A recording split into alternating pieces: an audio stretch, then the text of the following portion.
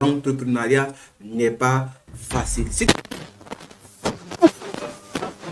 Depuis longtemps, on a cru que l'entrepreneuriat était facile. Certaines personnes, voyant des influenceurs, voyant des personnes à la télé, en train de montrer de l'argent, en train de montrer des belles voitures, des belles maisons qui ont réussi, se disent que l'entrepreneuriat est facile.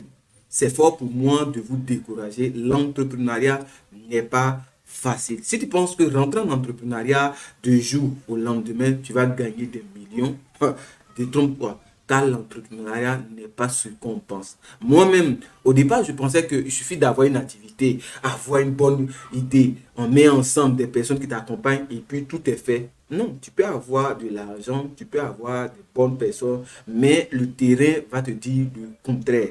Aujourd'hui, il y a une influenceuse, animatrice et tout ça qui ferme ses portes parce qu'elle a vu que ses employés ne lui font pas le point comme il le faut.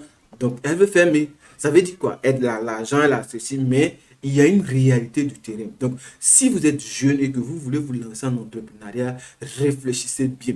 D'ailleurs, c'est pour cette raison qu'on demande aux gens de pouvoir prendre des informations capitales.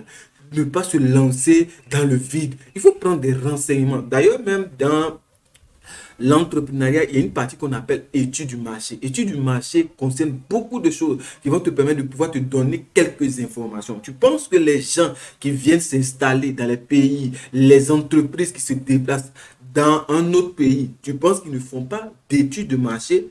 Ils font.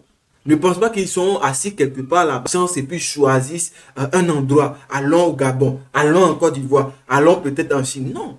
Ils prennent le temps, ils analysent tout ce qui est comme environnement. Ils analysent le marché, les individus, comment on va gagner de l'argent, comment on va se positionner, comment on va faire pour pouvoir obtenir des clients, comment on va pénétrer. Tout ça est analysé. Mais toi, tu veux te lancer en entrepreneuriat sans toutefois se faire former, sans toutefois prendre des renseignements, sans toutefois tester le marché. Mais comment tu vas réussir?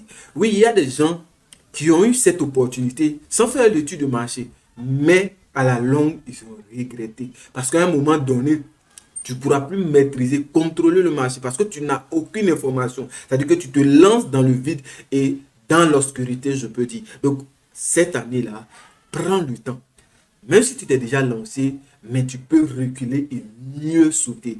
Si tu t'es pas encore lancé et que tu as pris la résolution de te lancer cette année-là, encore, je te demande de pouvoir aller vers des personnes, prendre des renseignements, se former, aller sur le terrain, checker le terrain, voir si le marché est bon, si le marché me correspond avant de se lancer. Sinon, comme on le dit à l'Ivoirien, tu vas toujours taper des poteaux. Et je dirais même des piliers.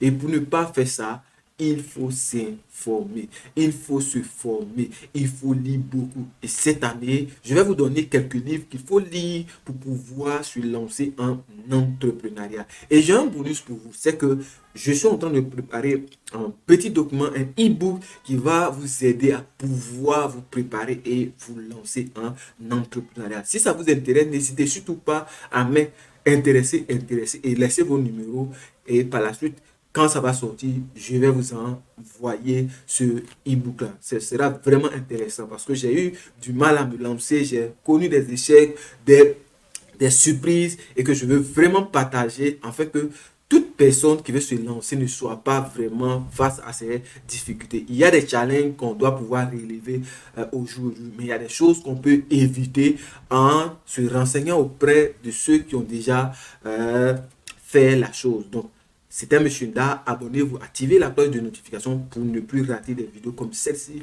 qui vont vous permettre de pouvoir aller loin. Bonne année à vous, mais passez à l'action.